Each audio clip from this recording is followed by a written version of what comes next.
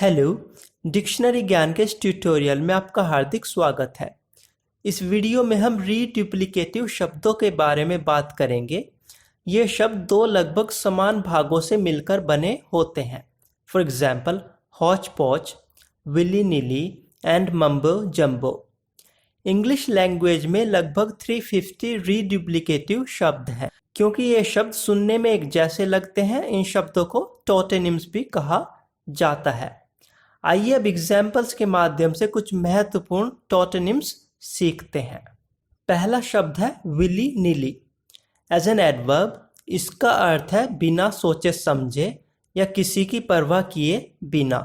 For example, some writers chasing money churn out novels willy nilly, meaning पैसे का पीछा करने वाले कुछ लेखक बिना सोचे समझे उपन्यास लिखते जाते हैं। Next is mumbo jumbo. As a noun, यह अंधविश्वास की किसी वस्तु, जादू टोना या धार्मिक कर्मकांड को दर्शाता है। For example, his mantras and healing services are little more than mumbo jumbo, meaning उसके मंत्र और उपचार सेवाएं जादू टोना से बढ़कर कुछ नहीं है। बाय एक्सटेंशन, यह किसी भी भ्रमित या आपकी समझ से परे एक अर्थहीन भाषण को दर्शाता है। For example, football lingo is mumbo jumbo to me, meaning football की भाषा मेरे लिए एक फालतू की बकवास जैसी है। Next is nitty gritty. As a noun, यह किसी चीज के अंदर की महत्वपूर्ण बारीकियों को दर्शाता है। For example, he gave a short summary without getting into the nitty-gritty of the problem, meaning उसने समस्या की बारीकियों में गए बिना एक संक्षिप्त सारांश दिया। Next are hodgepodge and hotchpotch. हॉज pause American English है, जबकि हॉच पॉच ब्रिटिश। एज नाउन्स, दोनों विभिन्न प्रकार की चीज़ों के कंफ्यूजिंग मिक्सचर या भंडार को दर्शाते हैं। For example, his room is a hodgepodge of kitchen clutter and magazines of all sorts, meaning उसका कमरा रसोई के सामान तथा विविध पत्रिकाओं का एक ढेर है। His essay was a hodgepodge of other people's ideas, meaning उसका निबंध अन्य लोगों के विचारों को जोड़ मोड़ कर किया गया संग्रह था। नेक्स्ट इज हालिब लू। इसको प्रोनाउंस करने का तरीका देखिए, हालिब लू। एज ए नाउन, यह एक कोलाहल या हंगामा या एक उपद्रव को दर्शाता है। For example, they made such a hullabaloo about the change that the authorities were forced to change it back, meaning उन्होंने बदलाव को लेकर ऐसा हंगामा किया कि अधिकारियों को उसे वापस बदलने के लिए मजबूर होना पड़ा। Next is flip flop.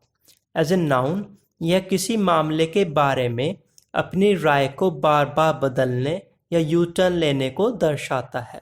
For example, they did a complete flip flop by deciding to have a large wedding rather getting married secretly, meaning उन्होंने गुपचुप तरीके से शादी करने के बजाय एक बड़ी शादी करने का फैसला करके पूरी तरह से फ्लिप फ्लॉप किया है।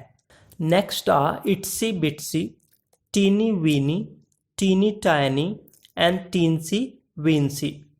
ये सभी शब्द सिनोनिम्स या समानार्थी हैं और एज एडजेक्टिव्स हास्य के रूप में किसी बहुत ही छोटी चीज को दर्शाते हैं।